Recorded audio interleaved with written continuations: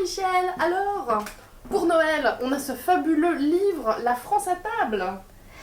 Racontez-nous tout ça. Oui, ça c'est une grande aventure qui a duré un an et demi de travail, hein, qui est... Alors c'est un livre un petit peu particulier puisque c'est un livre-objet qui traite de la cuisine entre 1870 et 1970, un siècle de cuisine, mais qui a vraiment changé, qui a été complètement, la cuisine a été complètement bouleversée pendant ce siècle-là.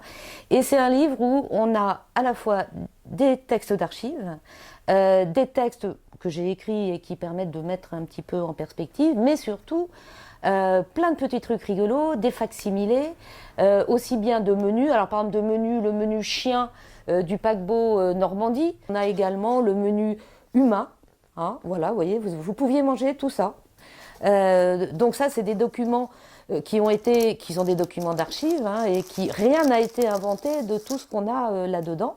C'est un livre qu'on feuillette, on découvre plein de choses, on tire des petits bidules, et ça apprend, ça montre toute l'évolution de la cuisine, l'évolution aussi des manières de faire, l'apparition dans les années 20 du four à gaz qui a complètement révolutionné les cuisines. Dans les années 60, c'est les fiches cuisine de L, voilà, c'est tout le monde de la ménagère mais aussi des grands chefs. Puisqu'il est question bien sûr d'Escoffier, celui qui a codifié la cuisine, qui a inventé pratiquement le service en brigade avec ses recettes comme la pêche melba, bien sûr, hein, qui est la recette phare d'Escoffier. Et Escoffier qui a régné pratiquement jusqu'aux années 1970, puisque toute la cuisine, c'était un peu la cuisine bourgeoise, la cuisine d'Escoffier, et jusqu'à la nouvelle cuisine dans les années 70, qui a vraiment marqué un peu la mort de cette cuisine bourgeoise.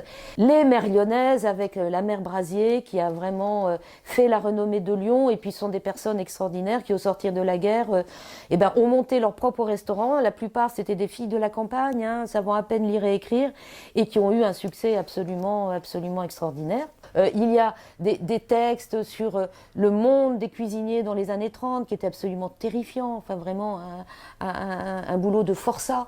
Vous avez l'apparition des gâteaux à la fin du 19e siècle, comme le millefeuille, l'éclair, et toutes ces pâtisseries dont on a encore un petit peu des vestiges. C'est un siècle de gourmandise qui est à regarder, à lire, à observer. Et en plus, il y a également des recettes. Alors c'est vrai que ce n'est pas le livre qu'on va emporter dans sa cuisine pour faire les recettes, mais on a comme ça tout un panorama de cette évolution.